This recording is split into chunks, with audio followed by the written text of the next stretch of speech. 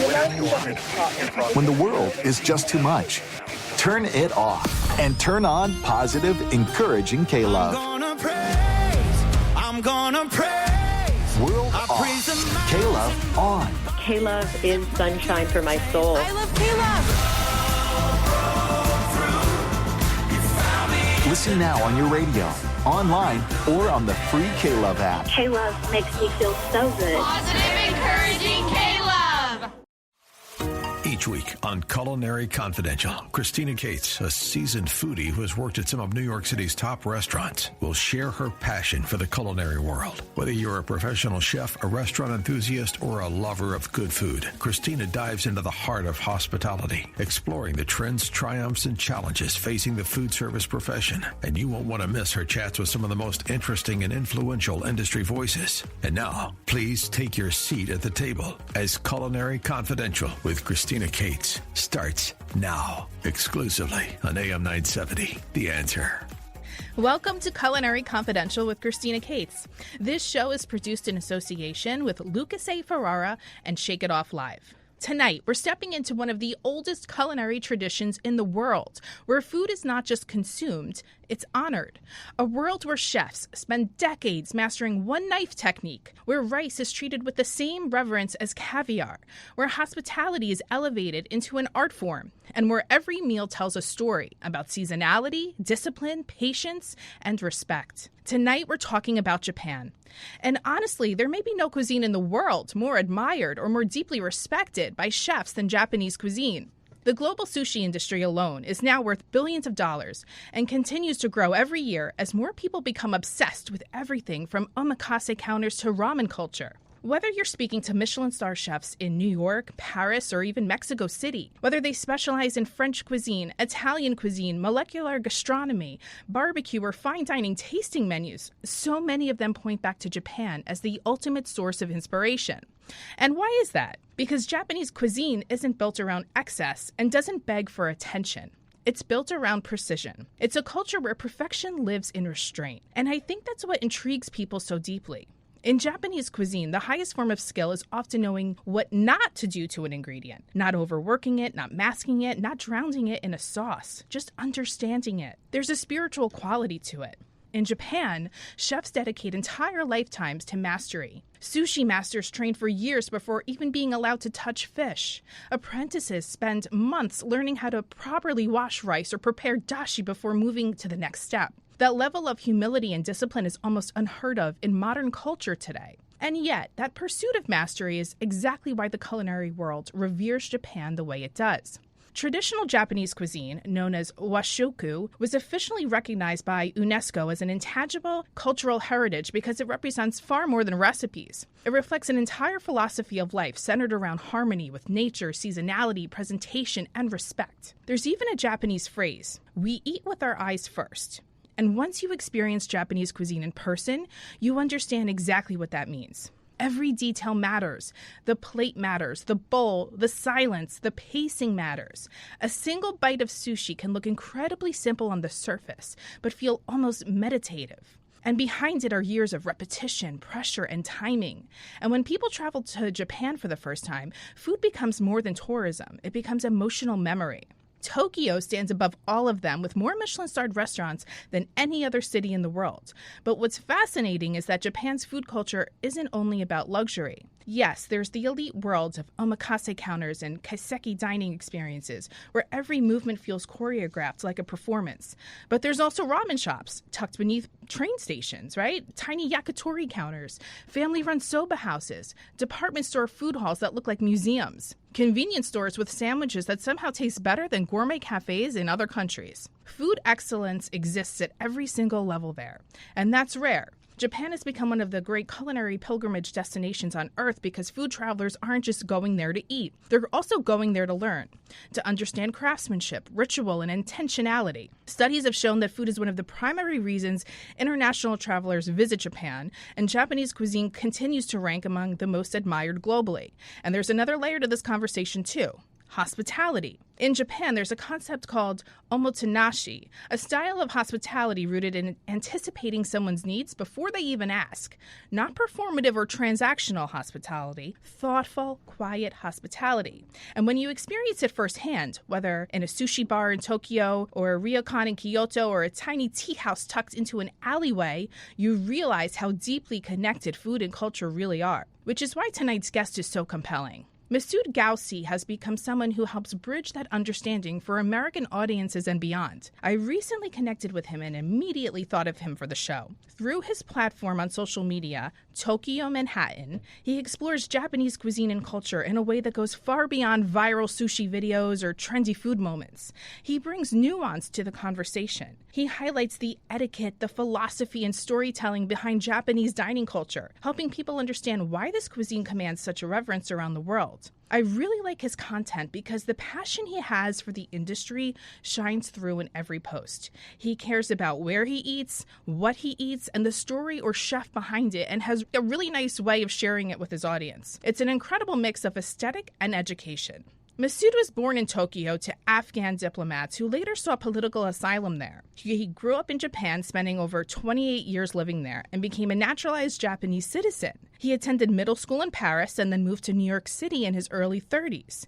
Having been exposed to a myriad of different cultures since birth, Massud brings a unique perspective to food and culture. His content goes beyond just simple reviews. He's noted for discussing history, cultural context, and cooking techniques behind the dishes. He has traveled widely and writes about restaurants not only across Japan, but also Italy, New York, France, and beyond. So tonight we're going beyond best sushi spots, talking about why chefs become obsessed with Japan, why simplicity is often harder than complexity, why Japanese cuisine feels almost sacred to so many culinary professionals, how travel changes the way we understand food, and what America still misunderstands about Japanese dining culture. So whether you're someone who dreams of sitting at an omakase counter in Tokyo, walking through the Nishiki market in Kyoto, slurping ramen in a tiny late-night shop in Shinjuku, or simply someone who believes food can tell the story of a civilization, stay with us, because tonight's conversation is about much more than what's on the plate. We journey to Japan through the lens of Massud Ghaussy. Massud, welcome to the show. I've been practicing something in preparation for you coming on tonight. Konnichiwa. Konnichiwa. How many languages do you speak, by the way? I speak 4. 4? If you include emoji, 5. Wow. So I That's consider sexy. myself a polyglot. Thank you so much. Yeah, I was going to say we have a real polyglot on the show tonight. Okay, as I've mentioned to you before tonight, I've been wanting to do a show about this for like a really long time, but I was waiting for the right guest to come along. And here you are, falling perfectly into my web. So I appreciate you joining. But Massud, part of the reason I asked you to be on the show is because you bring a truly cosmopolitan perspective to this conversation. You move through worlds of travel, culture, hospitality, and cuisine with a level of curiosity and thoughtfulness that feels increasingly rare today in a fast-paced world. You don't just show people where to eat. You help people understand why these traditions matter. And I think that global perspective, that appreciation for nuance and cultural respect is exactly what makes your voice so compelling in conversations about Japanese cuisine. And I think that's exactly where we should start this conversation. Love it. Ready to rock? Yes, and Okay. Thank you for the introduction. Oh, my pleasure. All right, this segment is all about you, right? The first segment, we're going to talk TokyoManhattan, how this platform came to be, why Japanese culture captivates people globally, and why your perspective resonates with audiences far beyond food. So tell me, where did the idea of TokyoManhattan first come from?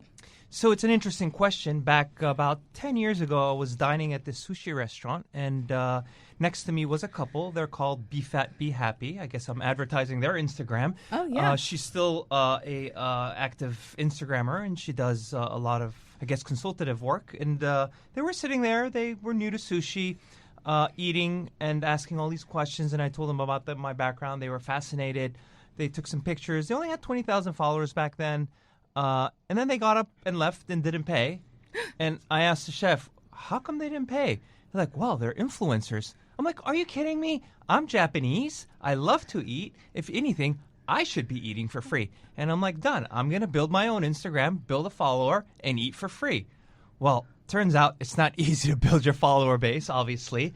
And to this day, I don't necessarily eat for free, but, my Instagram has helped me build connections, networks. Several food entrepreneurs have been generous to give me free meals, and not free, but in a sense that I advertise their restaurants.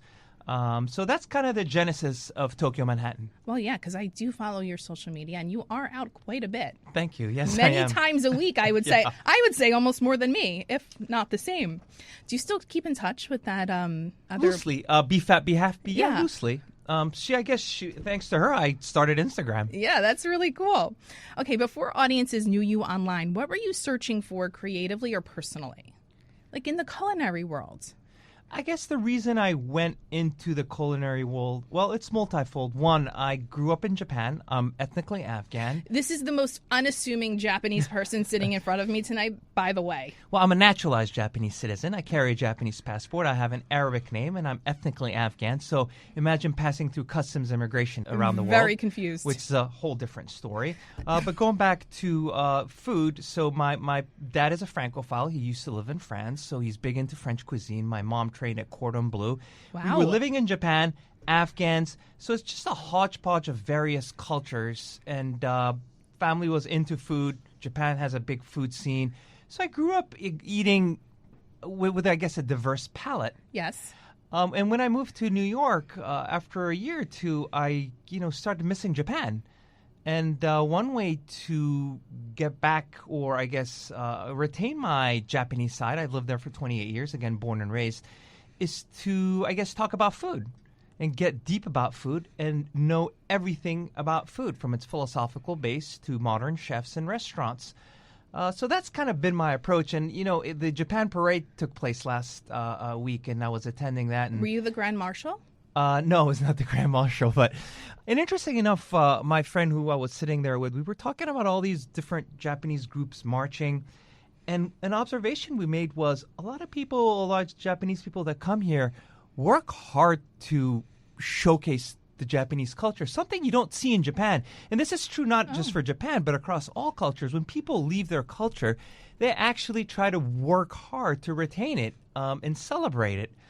So I think the manifestation of that for me is to eat Japanese food, interact with Japanese people, and to show to the world what Japanese food is all about, but more from a philosophical standpoint, I guess. Okay, we're talking Japanese cuisine, but you also have a deep appreciation for other cuisines that you express through your TokyoManhattan platform. What is it about technique that fascinates you so deeply? Is it the precision or just the pursuit of perfection? I guess taking a step back to begin with, I'm into French cuisine. Again, I mentioned Francophile family, and if you're into food, almost anybody is into French cuisine. It's just kind of the foundation of all cuisine. French cuisine is one of the most respected cuisines for Japanese people, and we can get into that later, and vice versa for French people, because there's a lot of overlap. The concept of obsession, pristine ingredients, haute cuisine, it's a lot of overlap. So I'm into French cuisine, I'm into Italian, I'm into Spanish. I dabble into, I guess, a little bit of German, Scandinavian. I have deep respect for Ottoman cuisine, which is, I guess, high-end Turkish, and also Kashmiri, which is, Central Asian, and obviously Chinese cuisine. Most of these cuisines are what the French label as the grand cuisines. Grand cuisines being one, they cater to an imperial court. So it's extremely sophisticated, refined. It has a deep history, and it has a wide variety of foodstuffs and ingredients. So they're complex, they're interesting, and they're intertwined with history. God, I knew I picked the right guest for this. Thank you. For this topic tonight.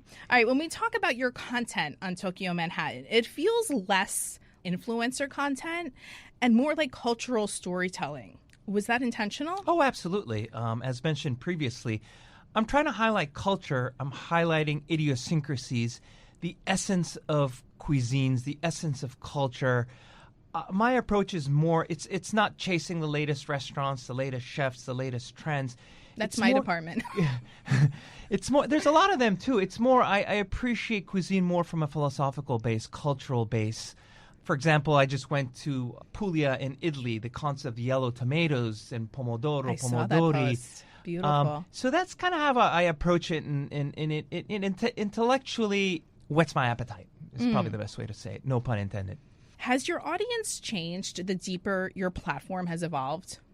That's a good question. I haven't thought about it. I know who my audience is. It Who is has it? grown.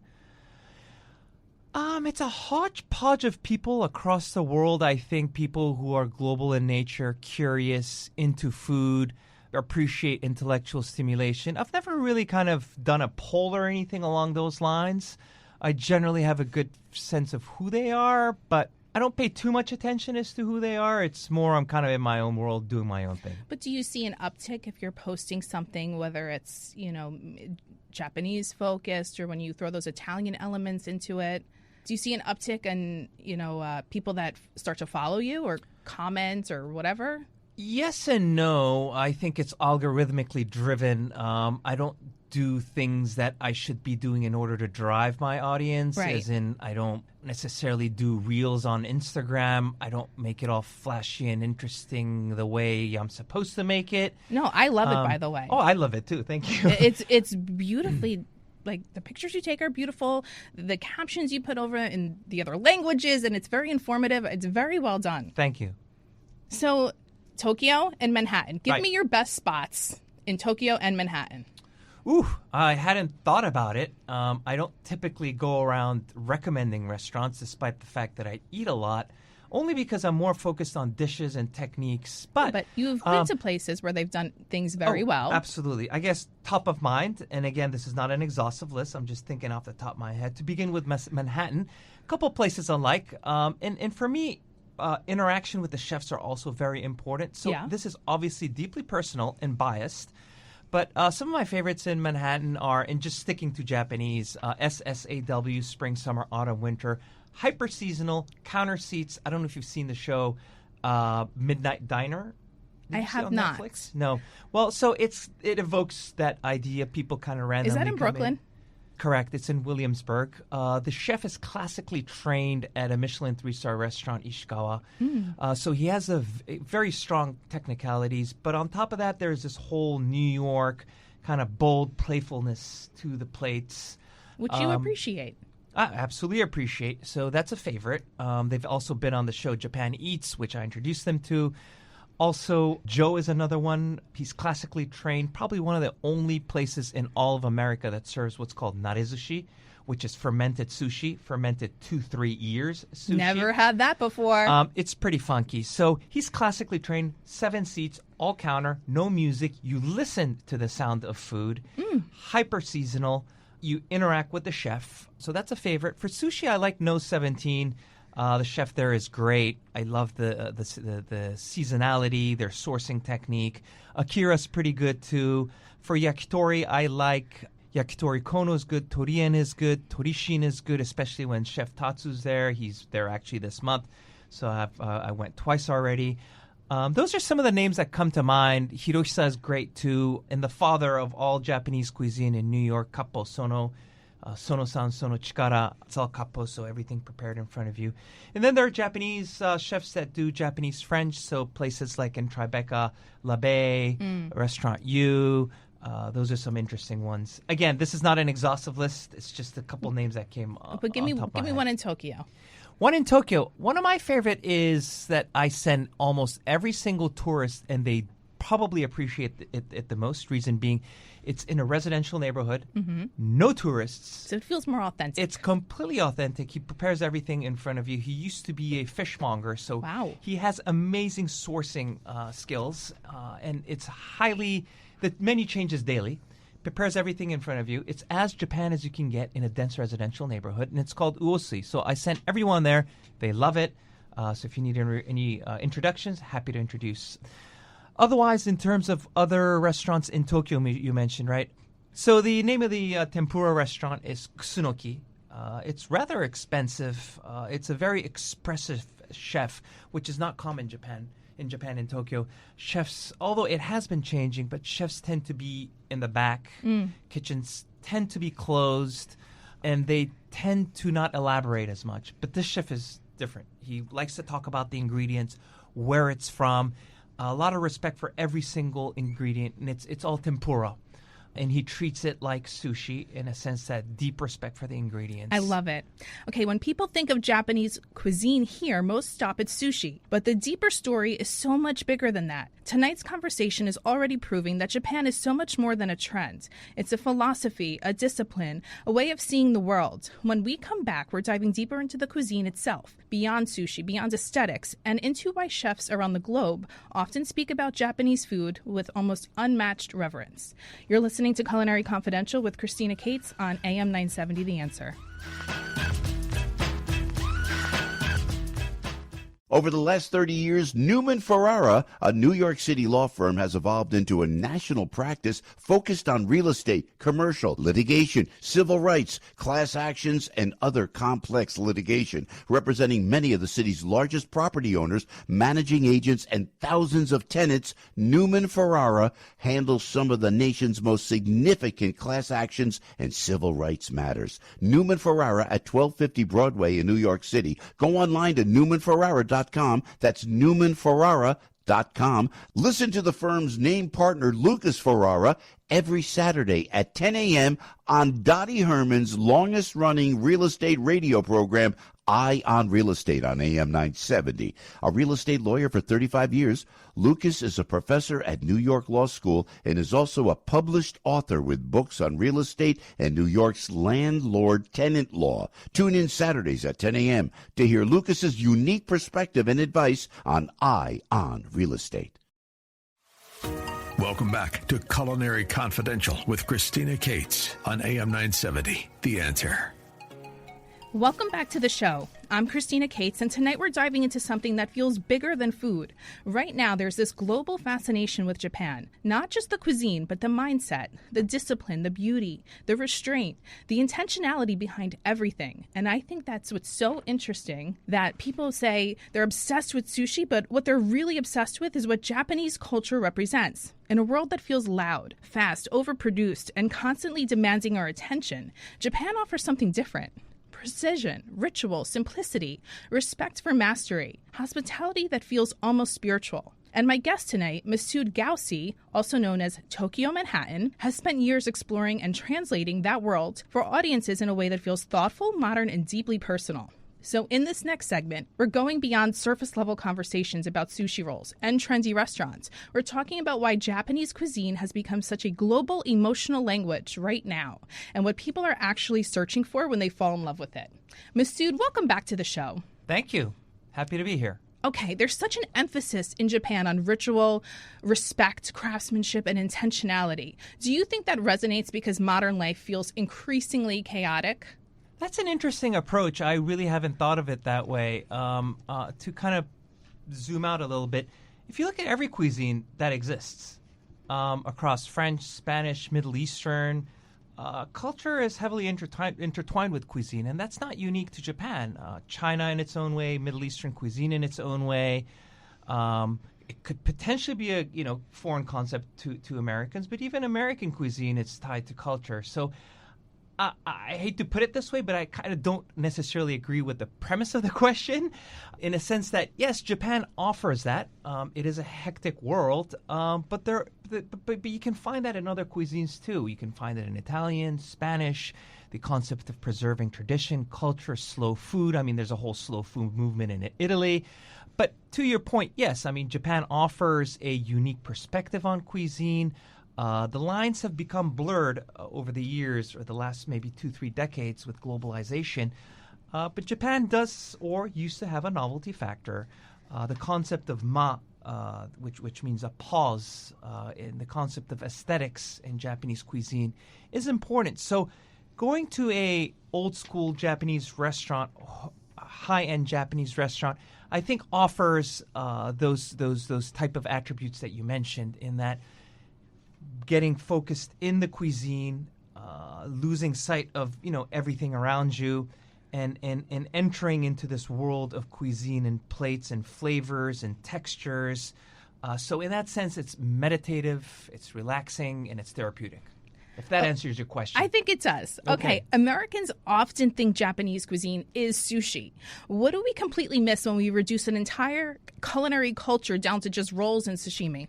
Well, in some sense, you can boil down Japanese cuisine to sushi because sushi embodies pretty much all the philosophical foundations of Japanese cuisine. So let's start with that. We can get deeper into that. Go deep. I know you've been dying to get real philosophical about this all night, so No. Let me take answer it your away, question, Massud. and we can get deep on whatever other topics we want to get deep on. But I do want to answer your question. So, yes, sushi is kind of the philosophical base of Japanese cuisine. And if you want to boil down Japanese cuisine to one thing, I think it is fair to say sushi is it. But it's not just putting raw fish on rice. There's a lot more to it. But we'll come back to that later. But to other parts of your question. So, Japan has an obsessive personality with different subgenres of Japanese cuisine, ingredients, texture. So there's this whole raw fish component, or I should say, as a Japanese, I shouldn't say raw fish because it's not necessarily raw. It's seasoned, it's pickled, Cured. Cured. A joke for you here is when you go to a Japanese a sushi restaurant, and if they ask if you have any allergies or if any dislikes, I always jokingly say raw fish. But the response to that for a person who does old school Edomai traditional sushi is we don't serve raw fish. It's all pickled, cured, seasoned, or aged. That's true sushi. Anyway, we can get deeper into that and have a whole 2-hour conversation sushi. But to get back to your question, so there's during the Meiji Restoration, I think that was around 1868 or something like that, when Japan westernized and became one of the great powers and also competed with Russia and in the West. That's when modern kind of yoshoku took off. There was this obsession to create curry rice, as an example. It's now one of Japan's national dishes. It's its own thing. There's this whole chuka movement, which is Japanized Chinese cuisine. There's this whole Japanized Korean cuisine, which is things like yakiniku. There's also washoku kaiseki. This is authentic hot Japanese cuisine with its own philosophy, somewhat similar to sushi, which originated in China via Buddhist monks in the 7th, 8th, 9th century. You're a wealth of knowledge. Through Shojin Ryori, which Buddhist monks brought, conceptually similar to French haute cuisine. And what they did was they brought soy sauce, they brought fermentation, they brought miso. So I'm kind of going off on tangents. Do it. But Keep going. But I think what I want to emphasize here is, negatively put, Japanese cuisine is nothing special. It's nothing special because I would say maybe 60 to 70% of Japanese cuisine comes from China over a span of 1,000 years. I mentioned soy sauce. I mentioned, so rice came from China, the wet rice cultivation. Refined vegetarian cuisine, which then became the washoku, the kaiseki cuisine, is all came from Buddhist monks in the 7th, 8th, 9th century. Ginger, daikon radish, these are all garnishes used for fish, for raw fish, came from China. The whole idea of frying food, tempura, came from China/Portugal. Nagasaki was one of the only ports that was open to trade in the Edo period. So the whole concept of like chawanmushi, tempura came from that. Everything Japanized, it took a life of its own. Ramen is a Chinese word, ramyun. It's not Japanese, but the concept of ramen completely Japanized, so much so that the Chinese come to Japan to eat ramen, and they have Japanese ramen. What else? Sesame, oil, deep frying, all came from China. The whole concept of dashi extraction, one of the holy trinities of Japanese cuisine, came from Chinese stock-making techniques. So that's another feature of Chinese cuisine that came to China, from China to Japan. I mean, we can keep going on. The arts, religion, cuisine, a lot of it comes from China. I just wanted to kind of establish the philosophical roots in the history of Japanese cuisine. Well, you know what? I appreciate that because honestly, I had no idea. In Japanese culinary culture, how early does training around repetition and technique begin for chefs, right? Because these chefs sometimes spend their whole lives learning to master their craft. Again, kind of a deeper response. I think this mindset begins when you're born. The way Japanese are educated, I guess I myself included, although I went to an international school, it's just ingrained in Japanese culture. When you look at Japanese art, Japanese cuisine, it's all a reflection of Japanese cultures and Japanese values and the Japanese sense of life. So in one sense, it begins from day one, whether you're a chef or not. But to answer your question directly, it does begin on day one. I'm sure you've probably seen the show Jiro Dreams of Sushi, where if you want to become a sushi chef, you wash dishes for 10 years, then you cook eggs for 5 years, and then you start cutting fish for maybe another 10 decades, and then you're finally allowed to touch the rice. Right. It's extreme. I don't like it. Life shouldn't be that hard. There are negative aspects of Japanese culture and negative Japanese cuisine that I dislike, and there's manifestations of that. And I know a lot of people tend to romanticize it. But to go back to your question, it really starts early on, the focus on precision, mastering your skill, repetition.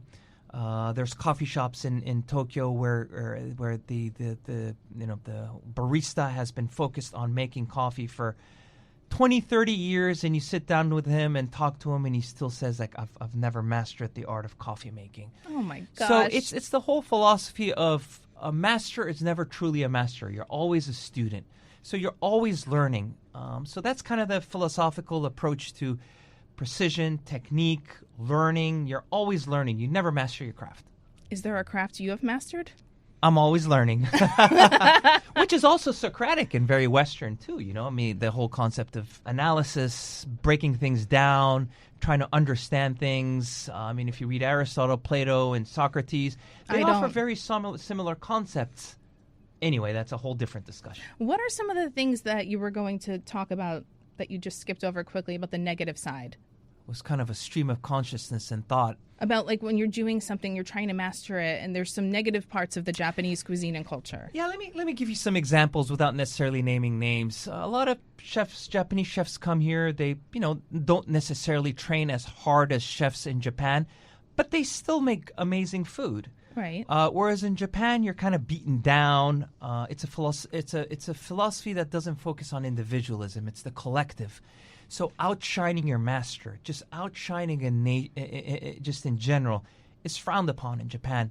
So it really takes a lot out of you. And like, if you watch that documentary, Jiro Dreams of Sushi, it just conceptually comes across as, wow, life is hard. But it shouldn't be that hard. So that's one of the negative aspects of, I guess, Japanese culture / cuisine is, and life shouldn't be that hard. You shouldn't be washing dishes for 10 years. Yeah, that's crazy. The whole concept of apprenticeship, and it's, there's element of servitude too. And you see this Japanese corporate culture. It's changing, it's modernizing, it's becoming better.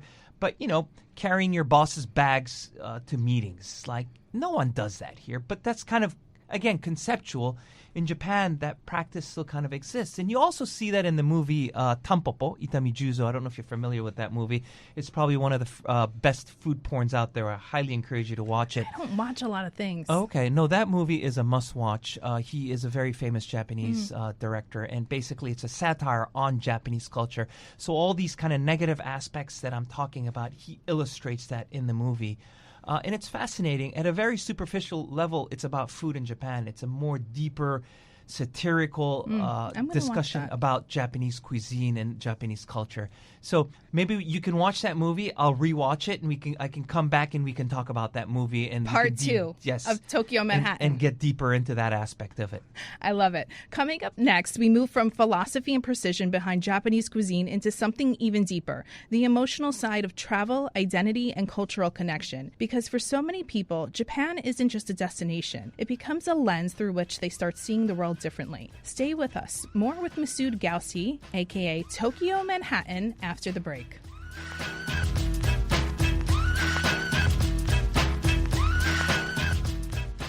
Over the last 30 years, Newman Ferrara, a New York City law firm, has evolved into a national practice focused on real estate, commercial, litigation, civil rights, class actions, and other complex litigation, representing many of the city's largest property owners, managing agents, and thousands of tenants. Newman Ferrara handles some of the nation's most significant class actions and civil rights matters. Newman Ferrara at 1250 Broadway in New York City. Go online to newmanferrara.com.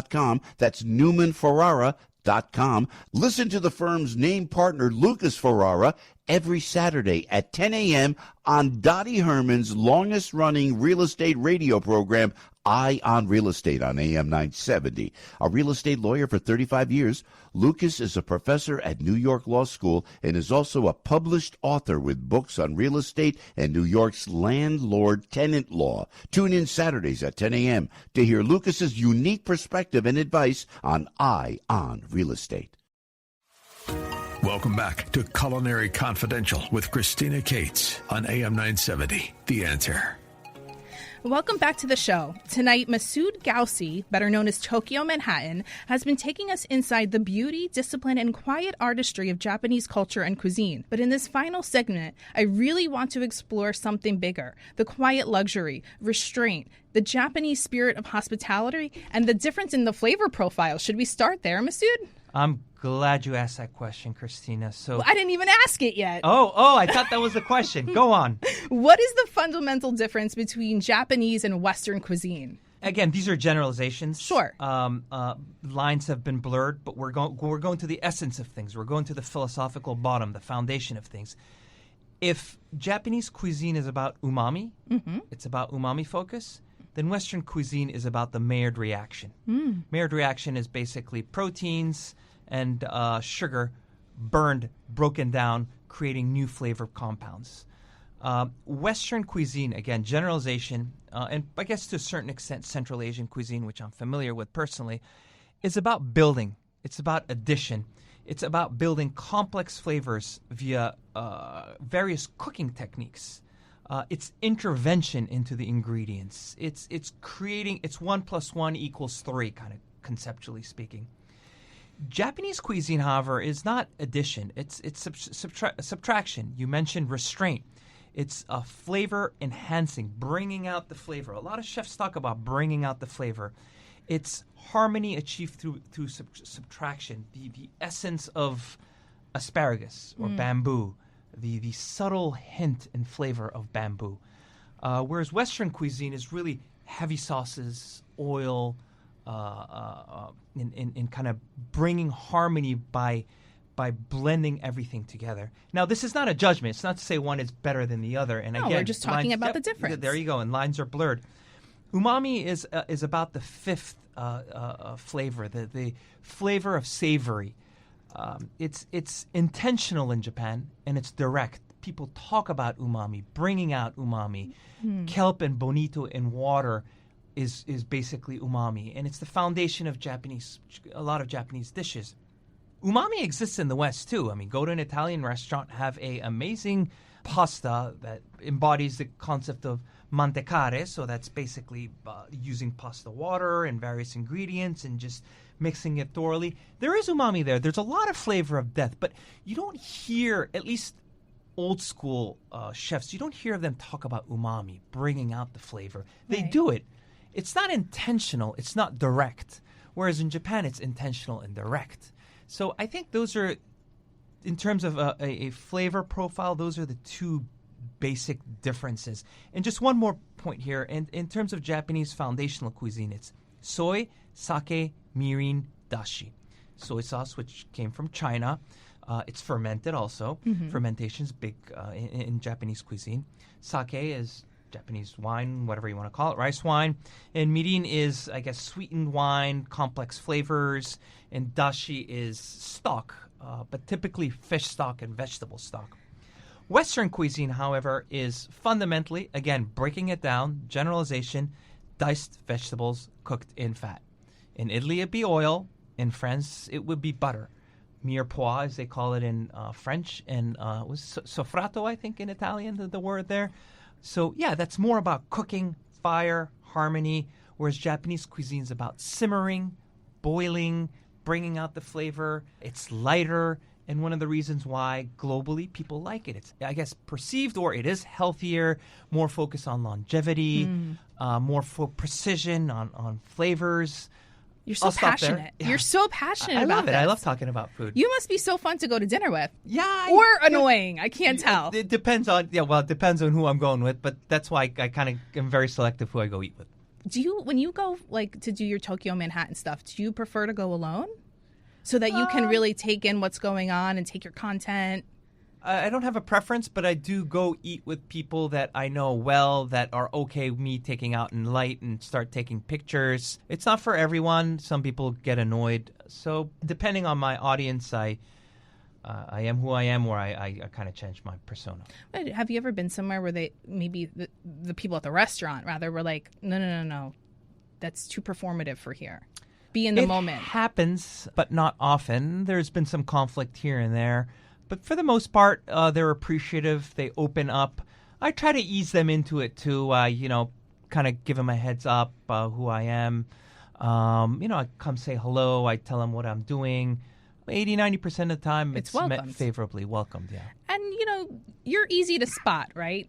You're 6'4". You walk into a sushi place or whatever, and they're like, oh, Massud is here again. Right. They remember you. Japanese people easily remember me. Yes. Well, I say that it sound like I'm a non-Japanese, but I'm a Japanese myself. Yes, I know this right. now. Okay, the Japanese spirit of hospitality. Am I going to say this right? Omotenashi? Omotenashi, yes. Omotenashi. I did not say that right. Okay. It's all right. You got it. I think you got close it. Enough. Close. For listeners unfamiliar with that term, what exactly is it? That's a good question. Omotenashi, I actually worked at the Park Hyatt Tokyo in 98, 99. Really? So, yeah, I was kind of ingrained in Japanese service mentality, hospitality. It basically means providing care without expectation of recognition or reward. That's one aspect of it. Another aspect of it is... It's anticipating the guest's needs before they need it. Yes, of course. That's where I was going to get to. That's the first part. That's the second part. But that also exists in the West, too. You cater to people's needs. It should exist more here. Actually, you know what? I'm going to defend the West here, too, because I love Japan. Japan's great. But the West is great, too. And I think the concept of service is much better in this might be controversial for some, is much better in the West than in Japan. Really? In the West, it's solving for your values. It's solving for your needs. I want this. In Japan, if you say, I want this, and it's not on the menu, let me ask. It's just... Okay, I get it. I could see it. It's obsequious service. Yeah. People bow down, apologize. They are very proper, but it's still very rigid. It's very structured. Again, this is being critical. In the West, it's, you don't get a lot of the fluff that you get in Japan, the white tablecloth, the white gloves, the bowing 90 degrees. Well, that's a matter of personal preference. But what's and a lot of Japanese will agree with me in this, but out in the West, if you tell people exactly what they want, they will try to cater that to you. That's service. And I know a lot of Western chefs like to talk about omotenashi, about Japanese service hospitality standards, which I get. But in the West, especially the U.S., you have a tipping culture. There's a concept of incentive. In Japan, the concept of incentive doesn't really exist. You are trained to serve someone in a certain way, and that's how you do it. And if it's outside of that realm, then they break down. It's syntax error. It doesn't work out. In the U.S., there's more flexibility. You go to a high-end hotel or restaurant. You tell them, I want this done this way, that way. Go to a deli in Manhattan. You tell them you want your sandwich done this way, that way, that way. If you don't like it, you can complain. Tell them you never come back. They can make it again for you. In Japan, good luck going to a sandwich shop and saying, I want it X, Y, and Z this way, that way. They're just going to let me ask my manager. Manager comes out. He doesn't know. And it's a whole thing. It's like, you know what? Forget it. Everything's prepackaged. Everything is served to you in the way that they think it should be served to you. So it's kind of getting deep, but I do appreciate Japanese hospitality. I think it's amazing, but I don't think it's necessarily over and above Western or even better than Western concept of hospitality and service. It's not like the end-all be-all for you. Correct. That wasn't actually the answer I was expecting, so... That's what I thought. Yeah, but now it just made me think of another question. Places like convenience stores in Japan, like 7-Elevens, why do they have such high-quality food for a fast casual place, whereas in America, it's like garbage? Well, what's the mindset behind that? Honestly, I didn't really ever eat convenience food. It's very viral on social media right now. It is. I think it's more the novelty factor than anything else. I think Japan's an image-oriented society, so everything is shown to be great, shown to be good. If you talk to a lot of people who know Japan well, they jokingly say great marketing, defective product. Okay. Again, I'm being very critical and cynical here. There is an element of me being cynical because I know the culture. I've been there for 28 years. Yeah. I generally do not eat convenience food. Why? It's filled with preservatives. It's Sure. not healthy. It's not good in that sense. I do think it's probably better than some of the prepackaged stuff you see out here. Well, but Whole Foods is good. I guess they have good prepackaged stuff here too. But I think it's more the novelty factor than anything else. But Japan, they're focused on flavor. They're obsessed with precision, and you see elements of that in when you walk into a convenience store. The potato chips that taste like Texas barbecue, and the flavor is perfect in a sense that you eat that potato chip, you're like, wow, this is exactly how it's advertised. I've never had this flavor before. It's amazing they bring out that flavor. So in that sense, the Japanese obsession, the fundamentals, all that we discussed earlier, you see it in convenience stores too. So when you compare it to other parts of the world, people are like, wow, that's unique. Japanese convenience stores are, it's amazing. They have these things. You have the best kind of drinks, different drinks that are focused on flavors.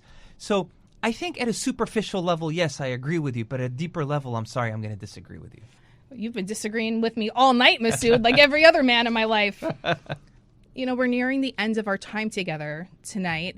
But I do want to know, why do you think Japanese cuisine is so revered amongst many people in the world, but specifically chefs always point to that as their shining star of inspiration?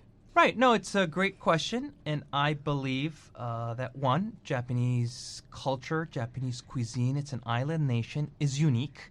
It's different. It has a lot to offer. So a lot of Western chefs and probably even non-Western chefs admire Japanese cuisine for various reasons, and even diners, away from kind of the novelty factor, which is not really novel anymore. Maybe 20, 30 years ago it was novel, and in some pockets of the world it's probably still novel. Away from kind of the deeper philosophical things that we discussed, one, Japanese chefs and diners are obsessive about texture, about ingredient, pristine qualities. These are also stuff by the way, you find in French cuisine. But anyway, the attention to detail, precision, it all makes for a great experience.